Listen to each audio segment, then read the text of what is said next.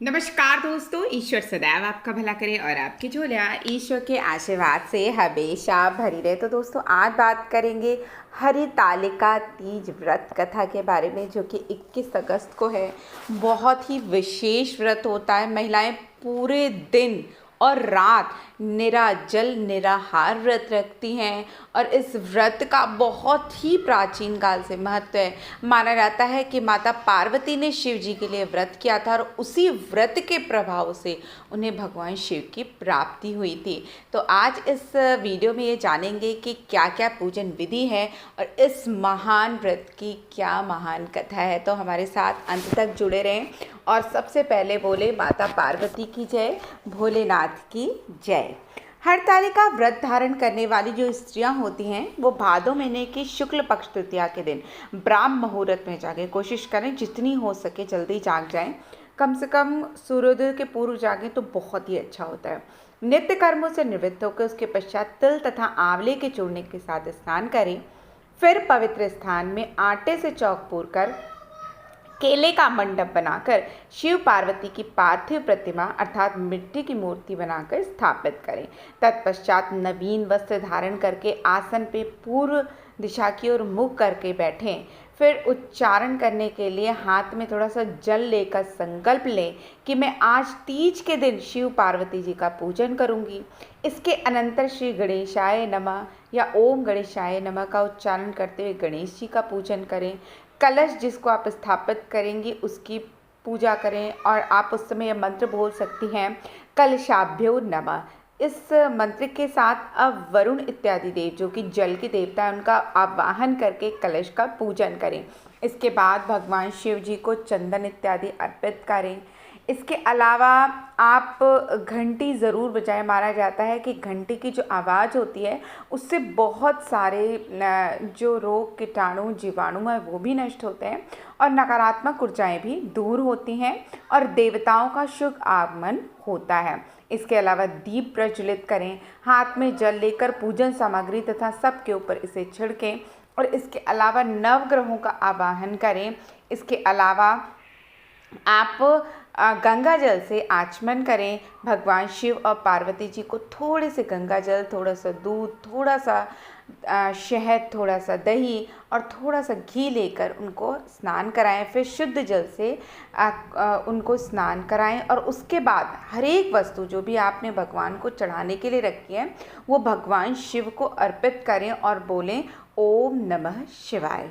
और इस मंत्र के उच्चारण के साथ हर वस्तु को एक एक करके मैया और भगवान के चरणों में अर्पित करें। इसके अलावा अक्षत, पुष्प, धूप तथा दीपक दिखाएं। फिर नैवेद्य चढ़ाकर आचमन कराएं और बाद में सुपारी अर्पित करें। इसके बाद आप भगवान को पुष्पमाला चढ़ाएं और नमस्कार करें। इस प्रकार से जब आप पंचोपचार पूजा करते हैं शिव हरितालिका व्रत में तो भगवान भोलेनाथ की और माता पार्वती की बहुत ज़्यादा कृपा आपके ऊपर होती है। इसके अलावा आप भगवान और माता को सुंदर वस्त्र भी समर्पित कर सकते हैं। इसके अलावा आप माता को इस दिन सिंदूर अवश्य रूप से ही अर्पित करें। इसके अलावा यदि आपके पति बीमार रहते हैं या जीवन साथी को कोई शारीरिक आदि व्याधि है तो इस दिन संकल्प के साथ व्रत करें कि मैया हे प्रभु, मेरे पति के, मेरे जीवन साथी के किसी भी जो भी कष्ट है उसको दूर करें। इसके अलावा आप अगले दिन आपको सुबह जब आप स्नान आदि कर लें उसके बाद प्रसन्नार्थ आपको ब्राह्मणों को कुछ दान देना है, भूखे लोगों को कुछ खाना खिलाएं और जब आप दान इत्यादि कर दें उसके बाद ही आप किसी चीज़ का सेवन करें। तो आप समझ सकते हैं कितना कठिन व्रत है, लेकिन बहुत ही महत्वपूर्ण और बहुत ही प्रभावशाली व्रत है। अब हम इस व्रत कथा के बारे में सुनेंगे। तो सूत जी बोले कि जिन श्री पार्वती जी के घुंघराले केश कल्प वृक्ष के फूलों से ढके हुए हैं और जो सुंदर व नए वस्त्रों को धारण करने वाली हैं तथा कपालों की माला से जिनका मस्तक शोभायमान है और दिगंबर रूपधारी शंकर भगवान हैं, उनको नमस्कार हो। कैलाश पर्वत की सुंदर विशाल चोटी पे विराजमान भगवान शंकर से गौरी जी ने पूछा कि हे प्रभु, आप मुझे गुप्त से गुप्त किसी व्रत की कथा सुनाएं। हे स्वामिन, यदि आप मुझ पर प्रसन्न हैं तो ऐसा व्रत बताने की कृपा करें जो सभी धर्मों का सार हो और जिसके करने में थोड़ा परिश्रम हो और फल भी विशेष प्राप्त हो जाए। यह भी बताने की कृपा करें कि मैं आपकी पत्नी किस व्रत के प्रभाव से हुई हूँ। हे जगत के स्वामिन, आदि मध्य अंत से रहित आप मेरे पति किस दान अथवा पुण्य के प्रभाव से हुए हैं। शंकर जी बोले, हे देवी सुनो, मैं तुमसे वह उत्तम व्रत कहता हूँ जो परम गोपनीय वह मेरा सर्वस्व है। वह व्रत जैसा कि ताराओं में चंद्रमा, ग्रहों में सूर्य, वर्णों में ब्राह्मण और सभी देवताओं में विष्णु है, नदियों में जैसे गंगा, पुराणों में महाभारत और वेदों में सामवेद है और इंद्रियों में मन है, वैसे ही श्रेष्ठ समझे ही जाते हैं।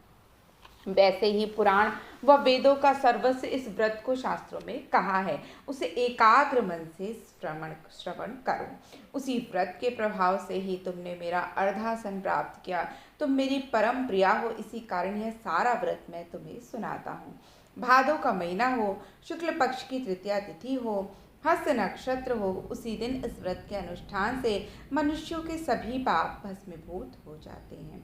हे देवी सुनो, जिस महान व्रत को तुमने हिमालय पर्वत पे धारण किया था वह सबका सब पूरा वृतांत मुझसे श्रवण करो। श्री पार्वती जी बोली, भगवान, वह सर्वोत्तम व्रत मैंने किस प्रकार किया था वह सब हे महेश्वर मैं आपसे सुनना चाहती हूँ। शिव जी बोले, हिमालय नामक एक उत्तम महान पर्वत है, नाना प्रकार की भूमि तथा वृक्षों से वह शोभायमान है।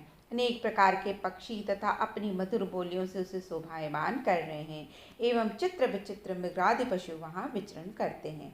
देवता, गंधर्व, सिद्ध, चारण, गुहक प्रसन्न होकर वहाँ घूमते रहते हैं। गर्धव जन गायन करने में मग्न रहते हैं। नाना प्रकार की मणियाँ तथा सोने की ऊंची ऊंची चोटियाँ रूपी भुजाओं से आकाश पे लिखा हुआ दिखाई देता है। उसका आकाश से स्पर्श इस प्रकार से है जैसे कोई अपने मित्र के मंदिर को छू रहा है। वह बर्फ से ढका रहता है। गंगा नदी की ध्वनि से वह सदैव शब्दायमान रहता है। हे पार्वती, तुमने वही बालकाल में 12 वर्ष पर्यंत कठोर तप किया, अधोमुख होकर केवल धूम्रपान किया, वहीं फिर 64 वर्ष पर्यंत पके पके पत्ते खाए, माघ महीने में जल में खड़ी होकर तप किया और वैशाख में अग्नि का सेवन किया, सावन में अन्न पान का त्याग कर दिया, एकदम बाहर मैदान में जाकर तप किया।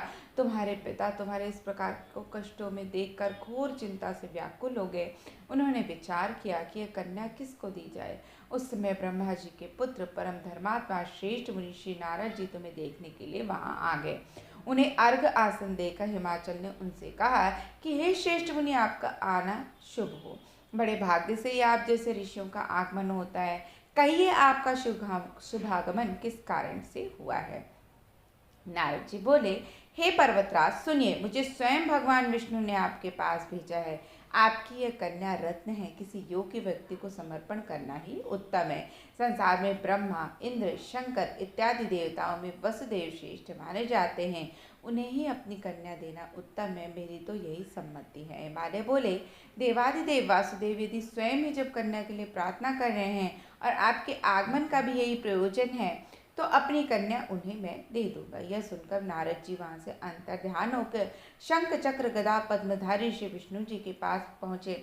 नारद जी बोले, हे देव, आपका विवाह निश्चित हो गया है। इतना कहकर देवर्षि नारद तो चले गए। इधर हिमालय राज ने अपनी पुत्री गौरी से प्रसन्न होकर कहा कि हे पुत्री, तुम्हें गरुड़ध्वज वासुदेव के प्रति देने का विचार कर लिया है। पिता के इस प्रकार के वचन सुनकर पार्वती अपनी सखी के घर गई और अत्यंत दुखित होकर पृथ्वी पे गिर पड़ी और विलाप करने लगी। उन्हें इस प्रकार दुखित हो विलाप करती देख सखी ने पूछा कि हे देवी, तुम्हें क्या हुआ है, मुझसे कहो, तुम्हें जिस प्रकार से भी सुख हो मैं निश्चय ही वही उपाय करूंगी। पार्वती बोली, सखी, मुझे प्रसन्न करना चाहती हो तो मेरी अभिलाषा सुनो। हे सखी, मैं कुछ और नहीं चाहती हूँ, मेरे पिता कुछ और चाहते हैं। मैं तो अपना पति शिव महादेव जी को वर कर चुकी हूँ, मेरे पिता इसके विपरीत करना चाहते हैं, इसलिए हे प्यारी सखी, मैं अब अपना देह त्याग कर दूंगी।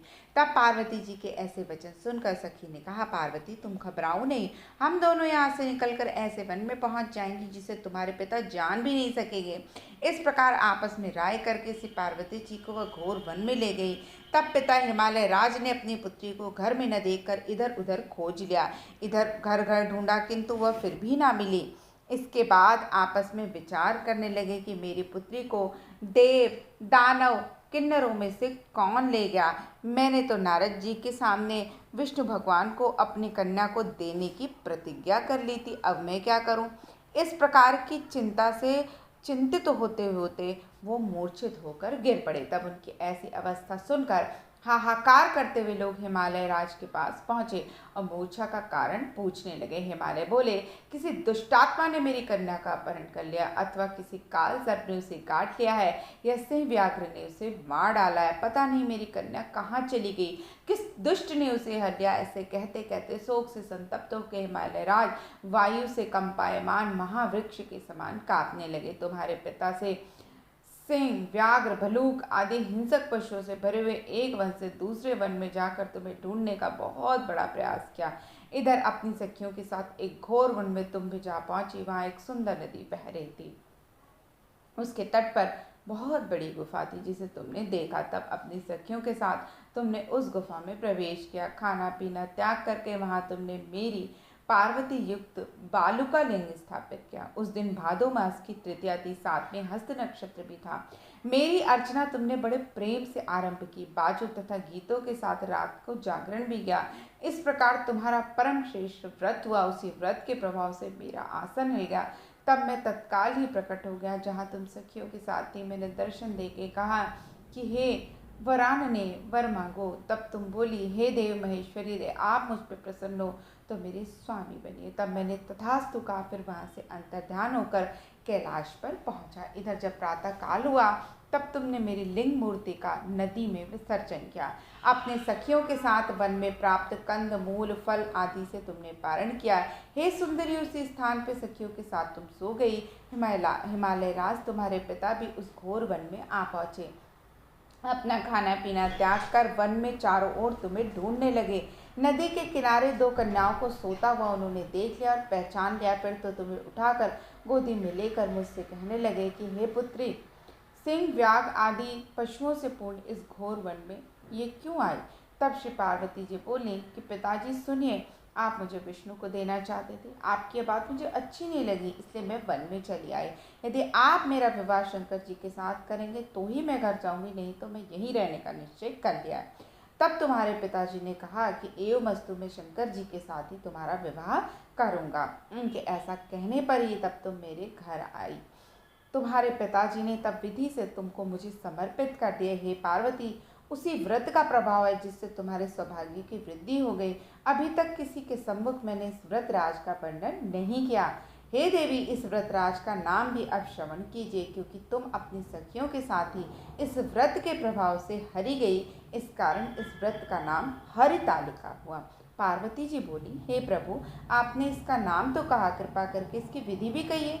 इसके करने से कौन सा फल मिलता है और कौन सा पुण्य लाभ होता है, किस प्रकार से कौन इस व्रत को करे। तो ईश्वर बोले, हे देवी सुनो, यह व्रत सौभाग्यवर्धक है। जिसको सौभाग्य की इच्छा हो वे यत्नपूर्वक इस व्रत को करे। सबसे प्रथम वेदी की रचना करे, उसमें 4 केले से खम्भ रोपित करे, चारों ओर वंदनवार बांधे, ऊपर वस्त्र बांधे, विविध रंगों के और वस्त्र लगावे। उस मंडप के नीचे की भूमि को अनेकों चंदन आदि सुगंधित जल द्वारा लीपे, शंख मृदंग आदि बाजे बजवाए। वह मंडप मेरा मंदिर है, इसलिए नाना प्रकार के मंगल गीत वहाँ होने चाहिए। शुद्ध रेत का मेरा लिंग श्री पार्वती के साथ ही वहाँ स्थापित करें। बहुत से पुष्पों के द्वारा गंध धूप आदि से मेरा पूजन करें। फिर नाना प्रकार के मिष्ठान आदि और नैवेद्य समर्पित करें और रात को जागरण करें। नारियल, सुपारियाँ, मुसम्बियाँ, नींबू, बकुल, बीजपुर, नारंगियाँ और श्री ऋतु अनुसार जो जितने भी फल आते हैं उन सबको मुझे समर्पित करें। इसके अलावा उस ऋतु में होने वाले नाना प्रकार के कंद मूल, सुगंधित धूप दीप आदि सब लेकर इन मंत्रों द्वारा पूजन करके चढ़ाएं। जो मंत्र है, शिव शांत पंचमुखी शूली नंदी श्रृंगी महाकाल गणों से युक्त शंभु आपको नमस्कार है।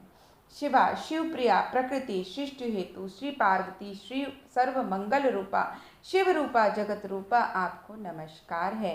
हे शिवे नित्य कल्याणकारिणी जगदम्बे, शिव रूपे आपको बारंबार नमस्कार है। आप ब्रह्मचारिणी हो, जगत की धराती सिंह वाहिनी हो, आपको नमस्कार है। संसार के भय संताप से मेरी रक्षा कीजिए।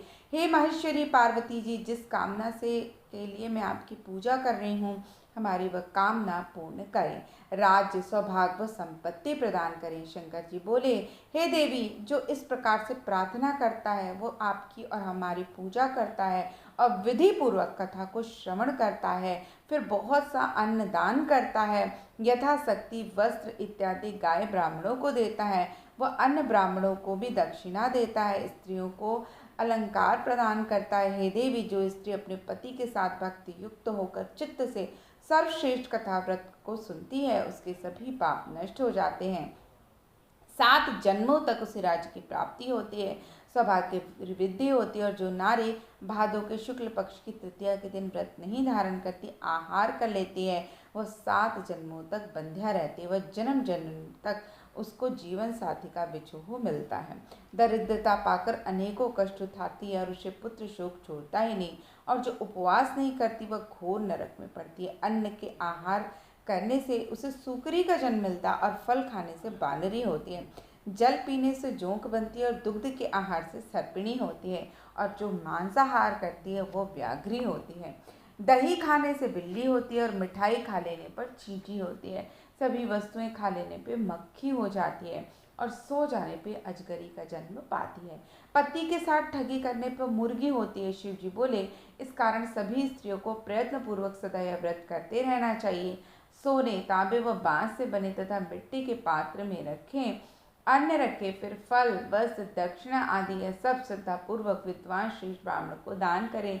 इसके अनंतर पारण फिर करें और उसके बाद आप भोजन करें। हे देवी, जो स्त्री इस प्रकार सदा व्रत किया करती वह तुम्हारे समान ही अपने पति के साथ इस पृथ्वी पे अनेकों भोगों को प्राप्त करके सानंद विहार करती है और अंत में भगवान शिव का सानिध्य प्राप्त करती है। इस कथा के श्रवण करने से ही हजारों अश्वमेधियों 100 वाजपेयी यज्ञ का फल प्राप्त होता है। श्री शिव जी बोले, हे देवी, इस प्रकार मैंने आपको इस सर्वश्रेष्ठ व्रत का महत्व सुनाया, जिसके अनुष्ठान मात्र से करोड़ों यज्ञ का पुण्य फल प्राप्त करते हैं। तो आशा करती हूँ आपको हमारी आज की ये कथा पसंद आई होगी। कमेंट बॉक्स में माता पार्वती की जय और भगवान भोलेनाथ की जय अवश्य लिखें। ऐसे ही महान कथाओं के साथ फिर मिलते हैं। तब तक के लिए दोस्तों नमस्कार।